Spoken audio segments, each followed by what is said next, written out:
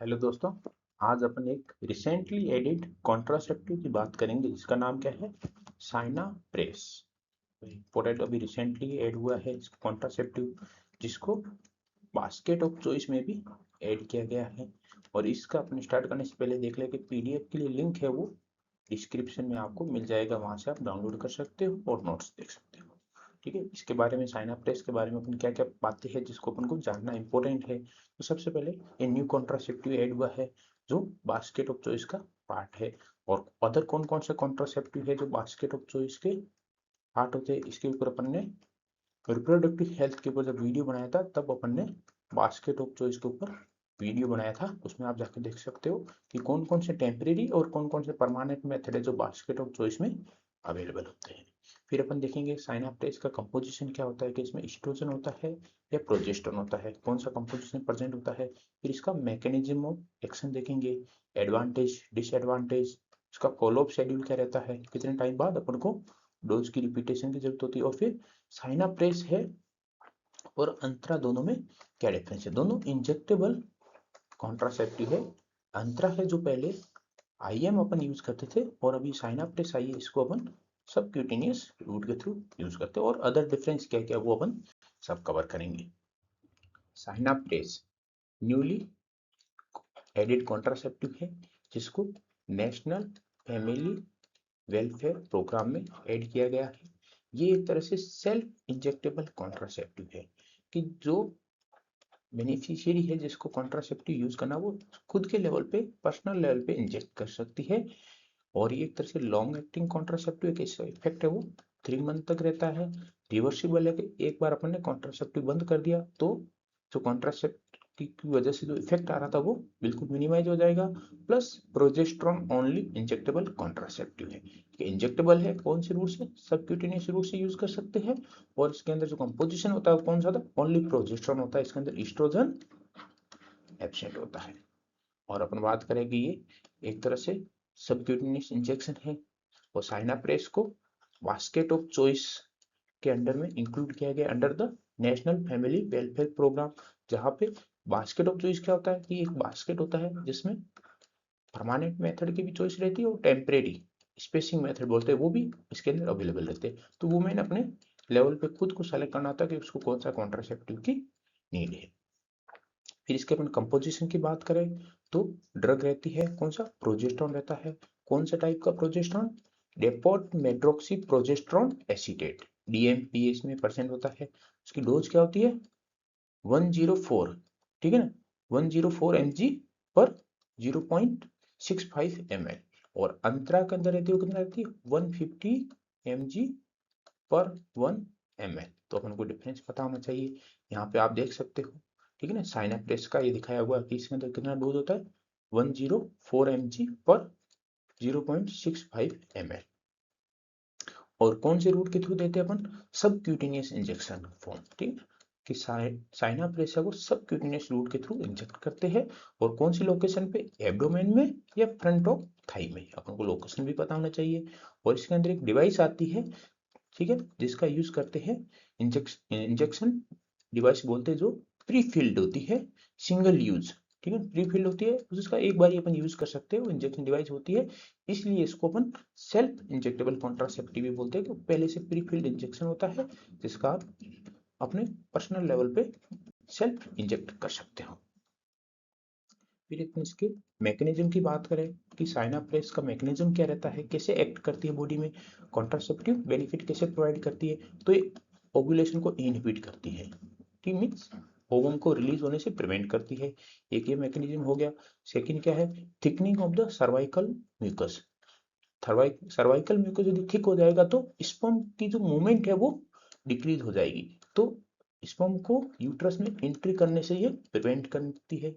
और थर्ड अपन देखें कि एंडोमेट्रियम को, थिनिंग ऑफ द एंडोमेट्रियम, ठीक है, एंडोमेट्रियम को थिन करती है, यदि एंडोमेट्रियम थिन हो गई तो इम्प्लांटेशन नहीं हो पाएगा। तो ये 3 मैकेनिज्म है इसके।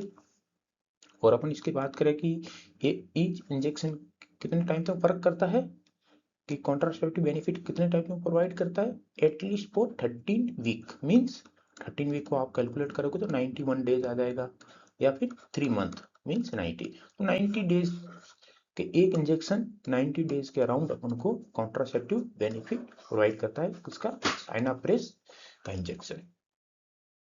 फिर अपन इसके एडवांटेज की बात करें कि एडवांटेज क्या क्या है इसके, एक तो हाईली इफेक्टिव है, यदि करेक्टली यूज किया जाए तो इसकी इफेक्टिविटी कितनी, मोर देन 90% इसकी, मोर देन 99% इसकी इफेक्टिविटी है। प्लस लॉन्ग एक्टिंग है कि एक बार अपन इंजेक्शन ले लिया तो नेक्स्ट 3 मंथ तक प्रोटेक्शन प्रोवाइड कराएगा, ठीक है, कॉन्ट्रासेप्टिव बेनिफिट देगा ये।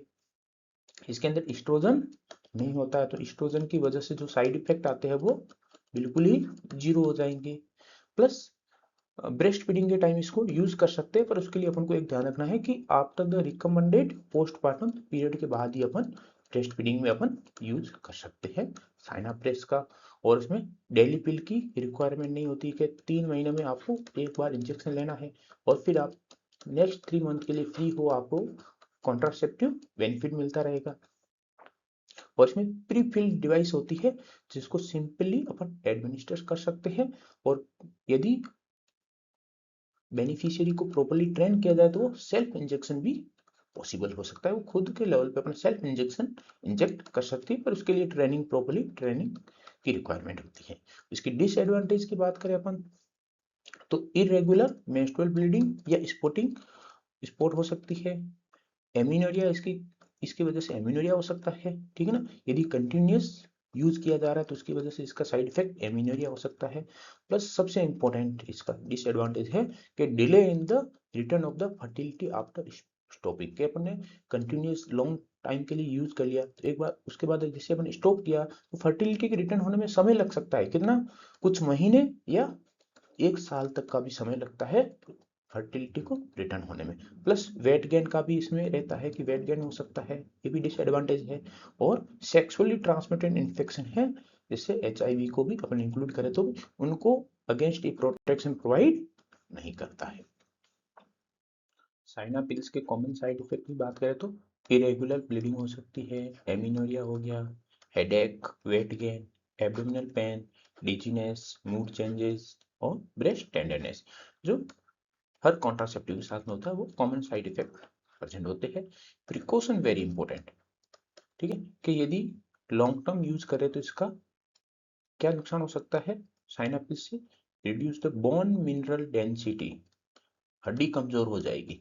इसलिए कोई यदि अडोलेसेंट या यंग अडल्ट को यूज कर रहा है, ठीक है ना, लॉन्ग टर्म के लिए इसको प्लानिंग करा तो उस कंडीशन में अपन को रिस्क बेनिफिट रेशियो की कंप्लीटली रिव्यू करना है, उसके बाद ही प्लानिंग करनी है लॉन्ग टर्म यूज के लिए। क्योंकि यदि लॉन्ग टर्म अडोलेसेंट या यंग अडल्ट एज ग्रुप में यूज कर लेते हैं अपन इसका और हड्डियां कमजोर हो सकती है तो फ्यूचर में प्रॉब्लम हो सकती है उनको।